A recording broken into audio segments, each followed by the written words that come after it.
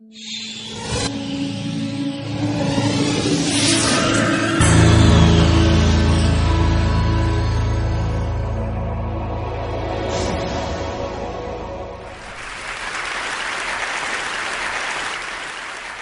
I was born on the last day of the last year of the 70s. I was raised on Free to Be You and Me, hip-hop. Not as many woos for hip-hop in the house. Thank you for hip-hop. And Anita Hill. My parents were radicals who became, well, grown-ups.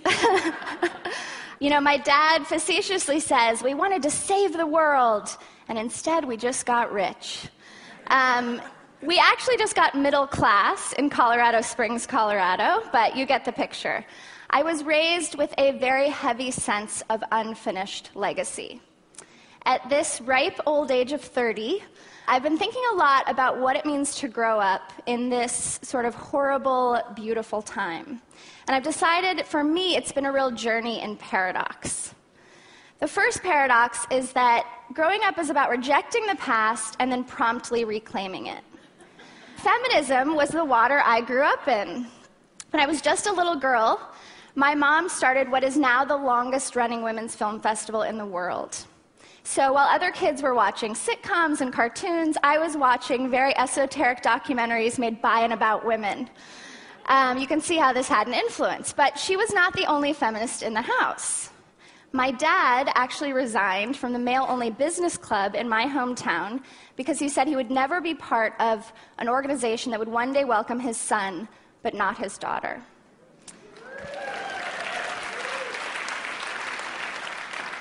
He's actually here today, so especially.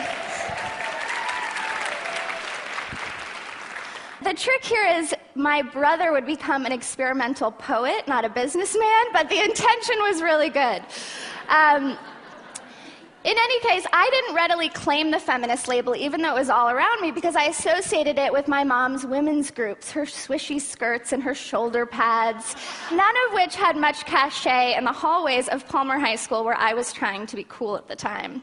But I suspected there was something really important about this whole feminism thing, so I started covertly tiptoeing into my mom's bookshelf and picking books off and reading them, never, of course, admitting that I was doing so.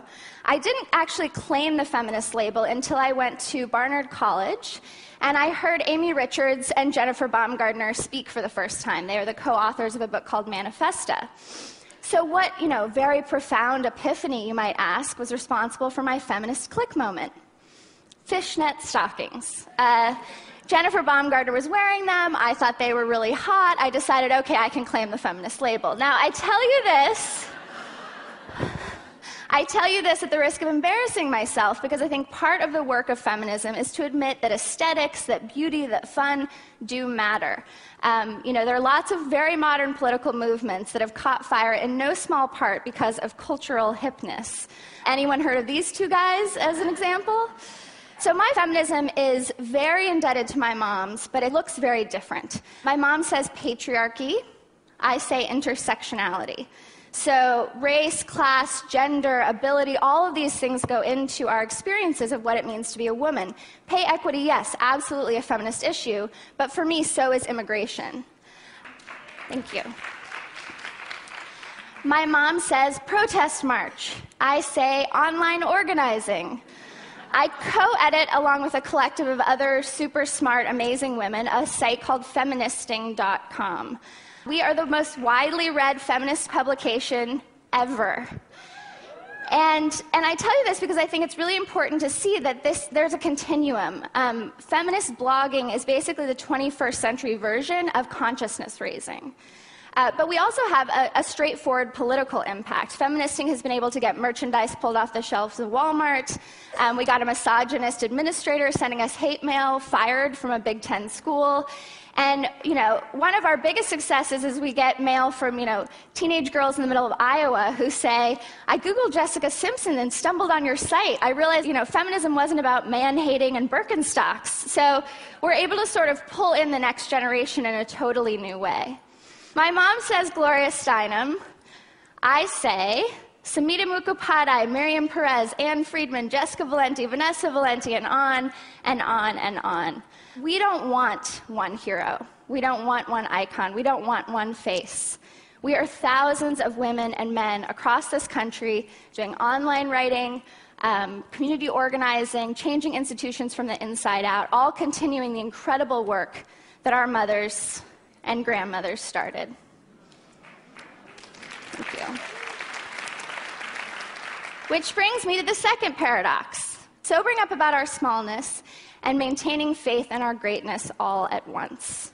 Many in my generation, because of well-intentioned parenting and self-esteem education, were socialized to believe that we were special little snowflakes who were going to go out and save the world, right? These are 3 words many of us were raised with. We walk across graduation stages high on our overblown expectations, and when we sort of float back down to earth, we realize we don't know what the heck it means to actually save the world anyway. The mainstream media often paints my generation as apathetic, and I think it's much more accurate to say we are deeply overwhelmed. And there's a lot to be overwhelmed about, to be fair. An environmental crisis, wealth disparity in this country, unlike we've seen since 1928, and globally, totally immoral and ongoing wealth disparities. Xenophobia is on the rise, the trafficking of women and girls. It's enough to make you feel very overwhelmed. I experienced this firsthand myself when I graduated from Barnard College in 2002. I was fired up. I was ready to make a difference. I went out and I worked in a nonprofit. I went to grad school. I phone banked. I protested. I volunteered. And none of it seemed to matter. On a particularly dark night in December of 2004, I sat down with my family and I said that I had become very disillusioned. I admitted that I'd actually had a fantasy, kind of a dark fantasy, of writing a letter about everything that was wrong with the world and then lighting myself on fire on the White House steps. My mom took a drink of her signature Seabreeze. Her eyes really welled with tears, and she looked right at me and she said, I will not stand for your desperation. She said, you are smarter, more creative, and more resilient than that. Which brings me to my third paradox. Growing up is about aiming to succeed wildly and being fulfilled by failing really well. There's a writer I've been deeply influenced by, Parker Palmer, and he writes that many of us are often whiplashed between an arrogant overestimation of ourselves and a servile underestimation of ourselves. You may have guessed by now, I did not light myself on fire. I did what I know to do in desperation, which is write. I wrote the book I needed to read. I wrote a book about 8 incredible people all over this country doing social justice work. I wrote about Nia Martin Robinson, the daughter of Detroit and 2 civil rights activists who's dedicating her life to environmental justice. I wrote about Emily Apt, who initially became a caseworker in the welfare system because she decided that was the most noble thing she could do, but quickly learned not only did she not like it, but she wasn't really good at it. Instead, what she really wanted to do was make films. So she made a film about the welfare system and had a huge impact. I wrote about Maricela Guzman, the daughter of Mexican immigrants who joined the military so she could afford college. She was actually sexually assaulted in boot camp and went on to co-organize a group called the Service Women's Action Network. What I learned from these people and others was that I couldn't judge them based on their failure to meet their very lofty goals. Many of them are working in deeply intractable systems, the military, Congress, the education system, etc. But what they managed to do within those systems was be a humanizing force. And at the end of the day, what could possibly be more important than that? Cornel West says, of course it's a failure, but how good a failure is it? This isn't to say we give up our wild, biggest dreams. It's to say we operate on two levels. On one, we really go after changing these broken systems of which we find ourselves a part. But on the other, we root our self-esteem in the daily acts of trying to make one person's day more kind, more just, etc. So when I was a little girl, I had a couple of very strange habits. One of them was I used to lie on the kitchen floor of my childhood home, and I would suck the thumb of my left hand and hold my mom's cold toes with my right hand. I was listening to her talk on the phone, which she did a lot. She was talking about board meetings, she was founding peace organizations, she was coordinating carpools, she was consoling friends, all these daily acts of care and creativity. And surely at 3 and 4 years old, I was listening to the soothing sound of her voice, but I think I was also getting my first lesson in activist work. The activists I interviewed had nothing in common, literally, except for one thing, which was they all cited their mothers as their most looming and important activist influences.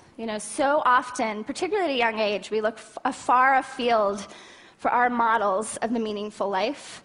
And sometimes they're in our own kitchens, talking on the phone, making us dinner, doing all that keeps the world going around and around.